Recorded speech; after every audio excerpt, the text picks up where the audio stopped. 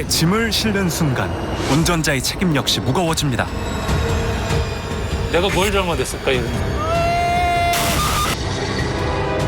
아무 생각이 안 들고 뒷골이 오싹하다고 해야죠. 가벼이 여긴 책임이 불러온 나비 효과.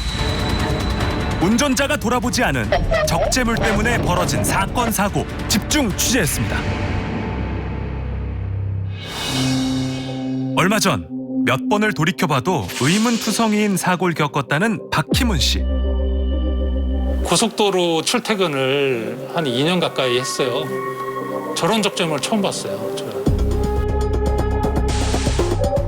고향에 계신 부모님을 뵙고 돌아오는 길이었습니다. 정체 중인 도로에서 천천히 차로 변경을 시도하던 그때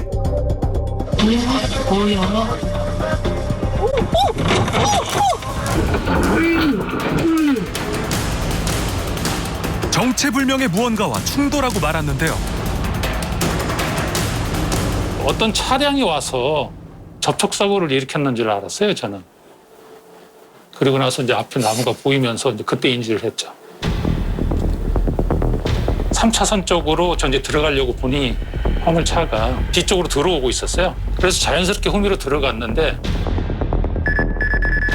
분명히 진입할 공간은 충분했던 상황. 가지가 처음부터 있었다면은 인지를 했을 텐데 승용차다 보니 적재물의 높이까지 이렇게 시야가 안 닿는 상황이었거든요. 뒤쪽에서만 볼 수 있도록 빨간색 경광봉 2개를 끝에다가만 이렇게 달아놨더라고요. 실제로 나무 끝에 경광봉이 매달려 있지만 나뭇잎에 가려 있어 발견하기가 어려워 보입니다. 심지어 나무 아래 공간은 화물차 한 대 길이만큼이나 컸는데요.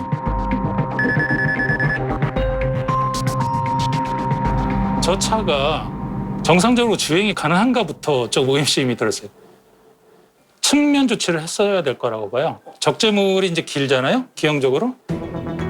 끝단에 경광봉 2개가 아니고 사이드 부분이 이 측면에 주변 차들의 어떤 그 위험성을 알릴 수 있는 어떤 보조장치 같은 거를 댔으면 이런 문제는 없었겠죠. 사고 이후 납득하기 어려운 또 다른 문제가 생겼다고 합니다. 보험에 먼저 접수를 했고요. 저한테도 과실 부분이 얼마 있을 거다라는 거는 얘기를 했고 그래서 저는 잘 될 줄 알았어요. 근데 상대방이 그걸 잘못을 인정을 안 한다는 게 너무 억울한 거죠. 네. 이 사건의 경우에는 적재 제한 위반 여부나 사고 방지 의무 위반 여부가 문제되는 사건입니다. 즉 경광등을 뒤쪽에 설치했다는 것만으로 사고 방지 의무를 충분히 다했다고 평가하기는 어려워 보입니다. 야간이기 때문에 상당히 멀리에서도 또 사방에서도 쉽게 눈에 띄는 방법으로 표지를 설치해야 하는데 그 의무를 적절히 이행하지 않았다는 점이 사고 여부 또 과실 책정 유무에 큰 영향을 미칠 것 같습니다. 현재 약 200만 원의 차량 수리비가 발생해 보험 처리를 진행 중입니다. 어떤 과실 비율보다도 지금 적재물하고 관련된 어떤 위험성들 이런 걸 좀 알리고 싶고 저처럼 그 승용차를 운전하는 사람들은 화물차에 있는 적재물들을 다 시야에서 좀 확인하기가 어렵기 때문에 그 부분을 좀 이해를 해주시고 안전 조치를 분명히 잘 해주셨으면 좋겠습니다. 적재물로 인해 발생한 또 다른 사고입니다. 제보자 차량 앞으로 전신주가 쓰러지며 폭발이 일어난 건데요. 제보자는 트레일러를 본 순간 위험을 직감하고 있었답니다. 저는 우회전을 해야 되는 상황이었거든요. 전신주가 넘어지는 걸 보는 순간 이제 브레이크를 밟아가지고 차를 세웠고요. 터지는 거 보고 빛 같은 게 너무 강해가지고 차에서 웅크리고 있었어요, 진짜. 조금 잠잠해졌을 때 문을 열고 이제 뒤로 도망을 갔죠. 근데 도망가는 상황에서도 폭발이 또 일어났었어요, 그때는. 제보자는 여러 차례 안전을 확인한 뒤 현장 상황을 살폈다는데요. 사고는 앞서가던 트레일러에 실린 철 구조물에 전깃줄이 걸리면서 발생했습니다. 해당 도로의 현재 모습인데요. 사고 이후 안전을 위해 전깃줄의 위치를 기존보다 2m가량 높였다고 합니다.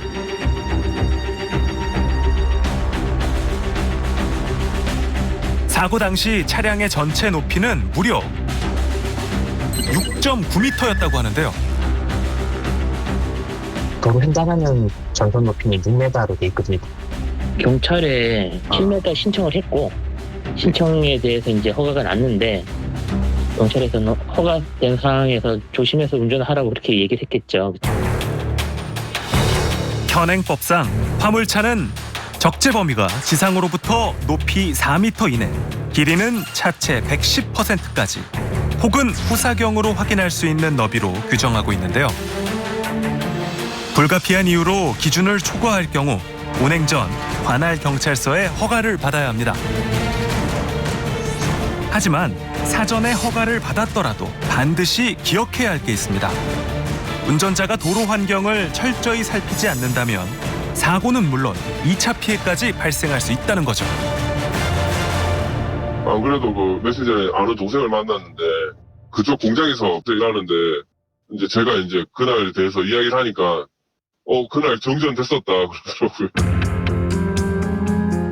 전신주가 쓰러진 직후 반경 1km 내 지역에서는 일시적으로 정전 사태까지 있었다고 합니다. 만약 이와 같은 사고로 타인에게 손해를 끼칠 경우 그 책임은 운행 주체에게 주어지는 만큼 안전에 대한 더 각별한 주의가 필요하겠습니다. 사전에 그 적재물의 높이랑 그다음에 이제 사전 조사를 해가지고 그 높이하고 비교를 해가지고 앞뒤로 해가지고 신호 그 봉을 들고 이제 신호를 해주거나 그런 사고는 없지 않았을까 싶어요. 황당한 목격담의 시작은 지금으로부터 1년 9개월 전으로 거슬러 올라갑니다. 편의점 앞 정차 차량을 피해 전방 차량이 지나갈 수 있도록 길을 내준 제보자. 출발하는 순간 등 뒤에서 심상치 않은 기운이 느껴졌습니다. 승용차 트렁크에 가득 실린 건 다름 아닌 폐지. 차가 주인을 잘못 만났구나 하고 생각을 했습니다. 어떻게 그렇게 차곡차곡 높게 쌓으시고 또 그 무거운 거를 또 어떻게 옮겨서는지 참 그때까지만 해도 이제 뭐 리어카나 다른 트럭이 아닌 승용차를 하시는구나. 이게 뭐가 큰 문제가 될까라고 생각은 안 했어요. 그로부터 6개월 뒤 이번엔 골목길이 아니라 대로에서 그 차와 마주칩니다. 비교해보니 같은 차가 맞습니다. 어떻게 고무줄 한 가닥으로 폐지 더미를 고정할 생각을 한 걸까요? 심지어 차량 트렁크뿐만 아니라 지붕 위에도 상자가 올라가 있습니다. 운전자의 후방 시야가 완전히 가려진 겁니다. 이게 제 눈에 확 들어온 게 왜냐면 제가 이전에 한 목격을 했기 때문에 더 눈에 띄더라고요. 끈 하나가 풀려가지고 땅에 떨어져서 도로를 마비시킨다던가 아니면 다른 차량의 주행에 방해가 될 수 있는 상황이 올 수도 있는데 참 위험하다고 생각했었습니다. 해당 차량을 신고했다는 제보자. 적재물 추락 방지 조치 위반으로 차주에게 과태료를 부과한다는 답변을 받았습니다. 근데 지금까지 제가 한 총 4번 정도 신고를 했음에도 전혀 개선 사항이 없더라고요. 오히려 과태료 내더라도 내가 저 폐지를 수집해서 파는 게 더 이득이다라는 그런 사실도 있는 것 같고요. 그 후에는 한적한 시각, 사람들의 눈을 피해 주기적으로 출몰하기 시작한 차량. 제보자뿐 아니라 다른 운전자들도 폐지를 위험하게 싣고 다니는 승용차를 목격했다는데요. 이제 생계를 목적으로 하시는 분이다 보니까 단속이 되셔도 계속 이렇게 하시는 것 같네요. 차량에 짐을 과도하게 싣는 행위는 스스로 위험에 빠지는 겁니다. 야, 세상에 어떻게 이렇게까지 짐을 싣고 달릴까요? 보기만 해도 위태로워 보이는 차량들은 의외로 도로에서 자주 목격이 됩니다. 자, 이 승용차도 한번 보십시오. 야, 이렇게 빽빽하게 싣고 달리기도 쉽지 않을 것 같은데요. 물론 생업을 위해서 어쩔 수 없으셨겠다 싶긴 하지만요. 그래도 도로에서는 안전이 최우선입니다. 자, 그런가 하면 말이죠. 이런 경우도 있습니다. 출발할 때는 나름대로 신경을 써서 잘 실었다고 해도 속도를 내서 달리다 보면 문제가 생길 수도 있습니다. 지난 30년간 각종 화물을 운송해 왔다는 박정광 씨. 그날도 어김없이 트럭을 몰고 가던 중 수상한 차량을 목격하게 됐습니다. 차가 왜 저래 길지 하고는 위급하다라는 생각을 못했어요. 왜 위험을 곧바로 알아채지 못한 걸까요? 2차로를 달리는 제보자 앞으로 1톤 트럭이 등장합니다. 실려있는 파이프 중 하나가 유난히 길어 보이는데요. 그 이제 점점 이제 그 차하고 가까워지니까 6m 파이프가 4.5m가 뒤로 빠져 있고 1.5m 정도가 딱 걸려 있더라고요. 길이가 다른 게 아니라 파이프 뭉치에서 한 개가 빠져 있던 겁니다. 그러니까 아연 도금된 각 파이프인데 그러니까 무게가 한 본당 한 40에서 50kg 나가요. 제 머릿속에는 와 저거 빠지면 안 되는데 그러고 쫓아갔죠. 묵직한 적재물이 언제 후방 차량의 앞유리에 꽂힐지 모르는 아찔한 순간. 고민 끝에 해당 트럭 운전자에게 비상 상황을 알리고자 결심합니다. 하지만 주행 중에 위험한 상황을 알리는 건 쉽지 않았죠.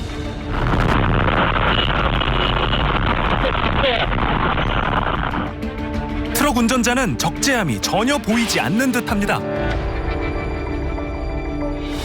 그분이 처음에는 멈칫하시더만 이제 영문을 모르시잖아요, 그죠? 3, 4초 상간에 눈치를 채시는 모양인지 갓길로 빼시더라고요. 멈추는 거 보고 그 운전석 문 내리는 거 백밀러로 보고 갔습니다. 네, 그것까지는 다긴. 적재물이 위험하게 실린 차를 발견하면 112에 신고해 사고를 방지해야 합니다. 그에 앞서 화물차 운전자는 적재물 운반에 대해 끝까지 책임을 져야겠죠? 저도 이제 화물 적재를 하고 또 안전말을 이제 체결을 하고 하는데 꼭 휴게소는 한 번 내지 두 번은 들립니다. 들리면 그 내려가지고 적재물을 흔들어 봐요. 한 1, 2분 정도 시간을 더 할애해가지고 뭐 이중으로 묶고 마음 편하게 가는 게 안 좋습니까? 잘못 실은 짐이 일으킨 사고를 눈앞에서 지켜봤다는 제보자. 고속도로로 퇴근하는 중이었습니다. 어느 순간 맨 끝 차로의 트럭이 눈에 띄었다는데요. 중심을 잃은 듯 요동치기 시작한 차체를 멈추려고 브레이크를 밟는 것이 보였습니다. 하지만 차량은 결국 넘어가고 말았습니다. 적재함에서 떨어진 짐이 사고 원인을 짐작하게 하는데요. 그 자재가 그 이제 적재함에 팔레트 위에 잘 실려 있었지만 차량하고 또 고정되는 그런 바 같은 거, 줄 같은 거 그런 게 없었던 것 같아요. 그런 건설이라든가 하여튼 그런 공장에서 쓰는 약간 시멘트인데 까만색 시멘트 같은 그런 느낌이 좀 들더라고요. 사고 직후 차량 비상등을 켜고 도로 위로 나온 제보자. 운전자의 상태부터 살폈습니다. 일단 제가 육안으로 확인했을 때는 뭐 다른 데 뭐 피를 흘린다든가 뭐 그런 건 없었고 일단 벨트를 메고 계셨으니까 창문을 막 두드리면서 눈을 맞추고 시간 장치를 풀으라고 손가락으로 그 부위를 향하니까 시간 장치를 풀어주시더라고. 하필 차량이 조수석 쪽으로 전도되면서 구조가 쉽지 않았습니다. 다행히 운전자가 스스로 잠금 장치를 풀 만큼 크게 다치지 않았습니다. 제보자의 도움으로 3분 만에 무사히 구출된 운전자. 사고 당시의 공포가 어마어마했을 텐데요. 트럭이 좌우로 흔들린 건 후방에 실린 시멘트 포대가 미끄러지면서부터였습니다. 놀란 마음에 브레이크를 밟았지만 멈추긴커녕 통제조차 되지 않는 트럭.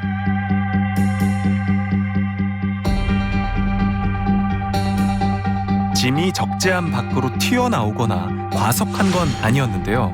왜 이렇게까지 균형을 잃은 걸까요? 그 영상 자체가 피스테일이에요. 차가 스스로 자기 자체를 제어를 못해서 일어나는 거거든요. 앞에서 끌을 수 있는 용량보다 뒤에 싣고 있는 게 훨씬 더 무거울 때, 그때 많이 일어나요. 과속하거나 노면이 젖어 있을 때 일어나는 이 피쉬테일 현상이 적재가 불량할 때도 발생하는 겁니다. 핸들은 가능하면 최대한 고정해요. 브레이크를 밟으면 원심력이 더 크게 일어날 수도 있어요.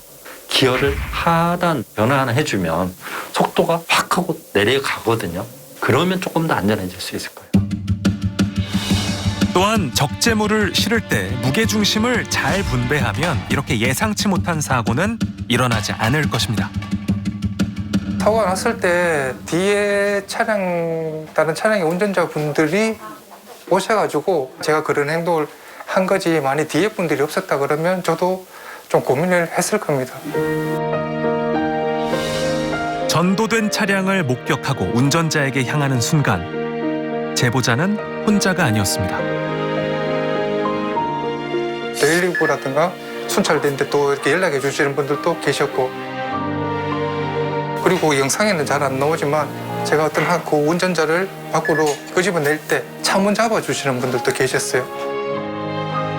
경광봉 들고 다른 차량들 밖으로 유도하시는 분들도 계셨고, 지금 방송은 제가 하고 있지만 그래서 저보다는 그분들이 더 훌륭한 일 하시는 분들이죠. 짐은 항상 균형에 맞춰서 기준보다 가볍게 실어야 합니다.